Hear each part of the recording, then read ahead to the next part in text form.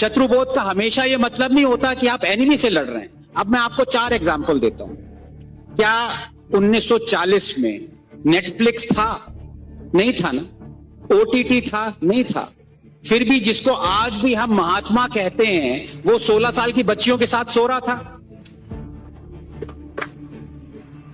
क्या किसी supreme court या प्राइम मिनिस्टर और प्रेसिडेंट में ये हिम्मत है जो मैंने कहा वो कह दें? अभी भी नोटों पे उनकी फोटो छपती है।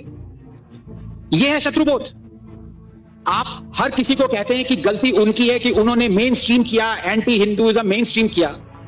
क्या यह शत्रुबोध नहीं होना चाहिए कि हम खड़े होकर कहें अपने प्राइम मिनिस्टर से कि आप अजमेर शरीफ में चादर क्यों चढ़ाते हो? जिसको चढ़ा रहे हो वो मोहम्मद गौरी के साथ लड़ा, पृथ्वीराज चौहान के अगेंस्ट लड़ा और उसने कहा कि मेरा एक ही मकसद है कि मैं हिंदू टेंपल्स को डिस्ट्रॉय करूंगा। क्या यह शत्रुबोध नहीं है कि हम प्राइम मिनिस्टर मोदी से कहें आप क्यों चादर चढ़ा रहे हो? वहां पे क्या मैसेज जा रहा है? आप कहते हैं कि आप ये अश्लील गाने, एंटी हिंदू गाने लिख रहे हैं। क्या यह शत्रुबोध नहीं होगा कि हम प्राइम मिनिस्टर मोदी से कहें कि आप खुसरो को यूलोजाइज क्यों कर रहे हो, जिसका सबसे डेवास्टेटिंग सॉन्ग है छाप तिलक सब चीनी, फोर्स कन्वर्जन सॉन्ग, उसको आप मालाएं चढ़ा रहे हो।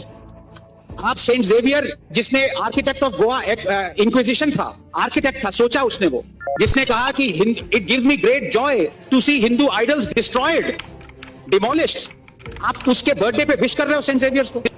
तो शत्रुबोध हमें खुद देखना है, अपने गिरेबान में झांक के देखना है, हिम्मत रखनी है कि जो चीज गलत हम लोग कर रहे हैं वो और कई लोग ये कर रहे हैं। अगर आप शिफाली वैद्या जी को देखो, वो हर बार मिनिस्ट्री ऑफ कल्चर जो हर दूसरे हफ्ते एक बुक लॉन्च करवा देती है उस ऑथर की जो कि 50 साल से हिंदुओं को गाली देता आ रहा है।